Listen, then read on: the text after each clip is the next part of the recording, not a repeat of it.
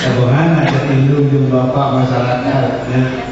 Tapi saya percaya Bu Nesi dan Pak Perwin ini insya Allah menjadi pengayom dan juga menjadi pelindung, apalagi tugas beliau sebagai aparatur ya kepolisian yang ada di Polsek Pamandakan. Mudah-mudahan ya istrinya jadi kades, suaminya jadi polisi, piraku rambu ke aman insya Allah aman.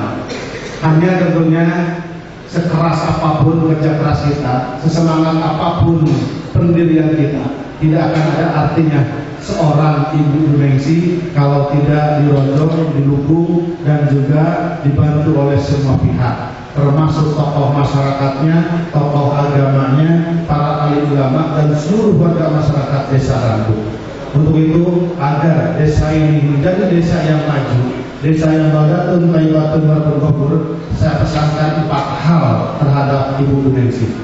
Yang pertama, tingkatkan dalam hidup kita yaitu kinerja cerdas.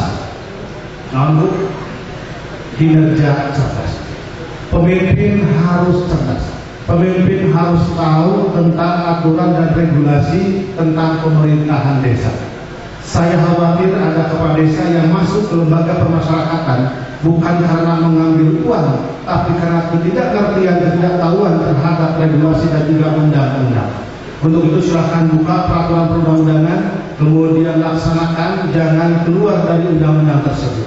Kemudian kita juga harus menambah terus-terusan menggali ilmu pengetahuan. Kita perlu bertanya kepada senior-senior kita, termasuk Pak Durin ini, apa yang perlu kita lakukan dan apa yang harus kita lanjutkan, dan semuanya harus diraih. Insya Allah dengan kecerdasan ini bisa membawa Desa Rambu menjadi desa yang termaju di Kabupaten Sumbar. Yang kedua, kita harus meningkatkan kinerja keras. Nah, dengan kinerja keras ini semangatnya luar biasa, tidak mengeluh, tidak putus asa. Jangan alasan tidak ada anggaran, jangan alasan tidak ada biaya, jangan ada alasan tidak ada duit. Karena biasanya kelemahan organisasi itu ada 3. Yang pertama, kurangnya anggaran, betul. Yang kedua, kurangnya biaya. Yang ketiga, kurangnya duit. Jadi katakannya kurang organisasi. Nah, tapi dengan kerja keras, mudah-mudahan tidak ada alasan yang seperti itu. Nah, silakan Ibu Nengsi dan seluruh aparatur Desa Rambu tingkatkan kinerjanya, mudah-mudahan juga sering menopang kemajuan Desa Rambu. Kemudian yang ketiga yaitu kinerja tuntas. Rambu tuntas. Selesaikan pekerjaan, jangan menyisakan waktu, tapi jangan sisakan pekerjaan, tapi kita sisakan waktu untuk keluarga. Bayangkan kalau pekerjaan kita tidak diselesaikan, akibatnya akan fatal. Misalkan dokter, di sini ada puskesmas, ada bidan, mana ada bidan? Nah ya, kamu bidan. Coba bayangkan kalau bidan nyuntik, injeksi, kemudian sudah dimasukkan atau sudah injeksi si pasien oleh jarum suntik, kemudian ada tamu, kemudian itu ditinggalkan, ngobrol dengan tamu, kira-kira apa yang akan terjadi? Benar pasien saya pingsan dibawa ke rumah sakit, diinfus, sabab jarum nancap kene tidak bujurna. Nah itu pekerjaan yang tidak dituntaskan akhirnya akan seperti itu. Sama di pemerintahan desa juga, kalau misalnya pekerjaan tidak dituntaskan akan berakibat fatal terhadap pembangunan. Silahkan selesaikan. Untuk itu kinerja tuntas harus menjadi dasar dalam melaksanakan tugas sehari-hari sebagai kepala desa. Kemudian yang keempat, baru tingkatkan kinerja ikhlas, kinerja cerdas, kinerja keras, kinerja tuntas. Tanpa ada kinerja ikhlas, insya Allah tidak akan bernilai ibadah. Tapi kalau kinerja ikhlas sudah ada pada diri kita, keikhlasan untuk mengabdikan diri kepada desa, mengabdi kepada masyarakat, insya Allah akan menjadi nilai ibadah untuk kita dan juga keluarga. Dan keikhlasan inilah yang akan menjadi amalan penebus dosa jabatan. Jadi kalau seorang pemimpin itu pastilah bukan dosanya. Jadi lamun ngitung dosana politik-politik jeung gede-gede, sigana dosa paling detikna RT. Bedieuna RW. Terus kadus. Kades sama beh dituna ka bupati. Ini paling gede mah dosana bupati. Kalau kerja kita tidak ikhlas, apa yang akan kita ganti dengan dosa-dosa kita? Untuk itu tadi mudah-mudahan bahwa keikhlasan ini akan menjadi amalan penebus dosa jabatan. Nah, mudah-mudahan 4 pilar kinerja tadi akan dilaksanakan oleh Koordinasi dan seluruh jajaran pemerintahan Desa Randu, dan mudah-mudahan desa kita menjadi desa yang badatun thayyibatun warahmatullahi wabarakatuh. Bapak Ibu yang saya hormati, kemudian yang paling terakhir saya ingin mengajak kepada hadirin yang berada di sini. Yang pertama yaitu kepada para alim ulama, tokoh agama, para kiai, para khatib, Pak Haji dan Bu Hajah. Mari kita bersama-sama melaksanakan pembangunan. Bimbing, aping kami semua aparatur pemerintahan. Karena walaupun jabatan RT, kesanahnya jabatan bupati belum tentu mengerti tentang adat-adat kebenaran dan juga masalah keagamaan.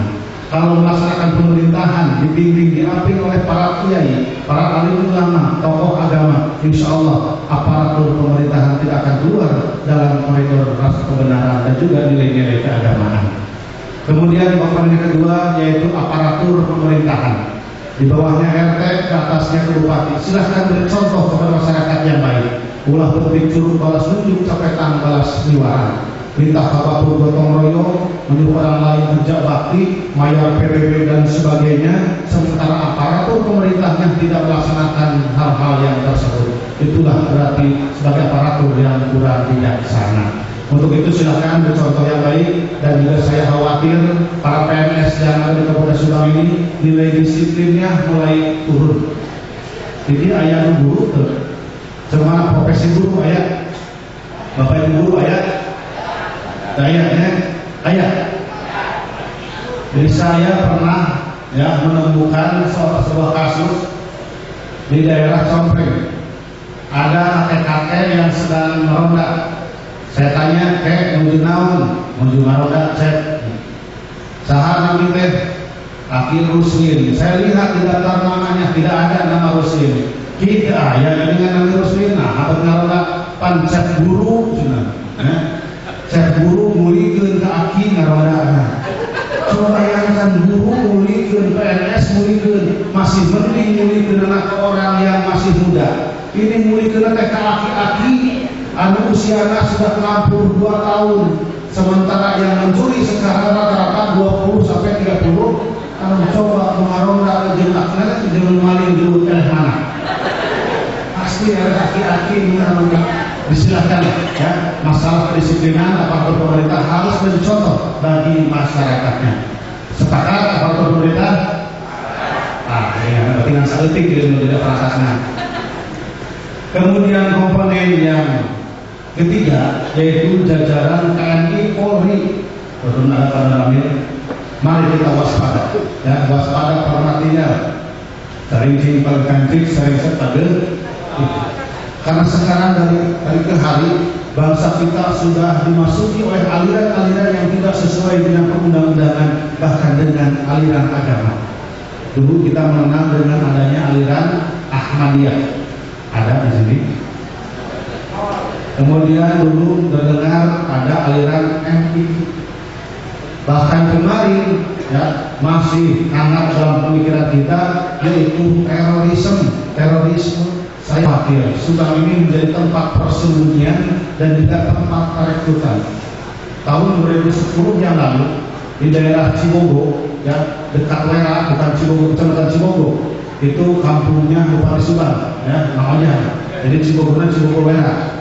Ada warga masyarakat Kabupaten Subang yang ditangkap oleh Densus 88 karena aktif sebagai teroris di Indonesia.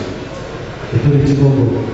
Kemudian tahun 2011 yang lalu ada adik kakak ditangkap di Depok karena terlibat bom buku, ditinggali KTP-nya urang Cigarungga, Kecamatan Cipunagara. Bahkan katanya Nurdin Tok, tahu Nurdin Tok? Ini juga pernah bersembunyi di Gunung Letik di daerah Sarangpanjang. Nah, saya khawatir Subang ini jadi tempat rekrutmen dan persembunyian yang empuk bagi para teroris. silahkan bapak-bapak kalau ada yang mencurigakan, ya entah itu kegiatannya ataupun perilakunya, laporkan kepada Danwil, Kapolsek, Babinsa, Babin Katimas dan juga Pak Sangat dan Ibu Kades. Jangan lakukan hakim sendiri. Dan sepeda cina terorisnya ciri-cirinya jamanna panjang. Rasaya dina hideung di utarana. Aya batu maluat di Baledo demi tengah payah kan bahaya. Ya, beunang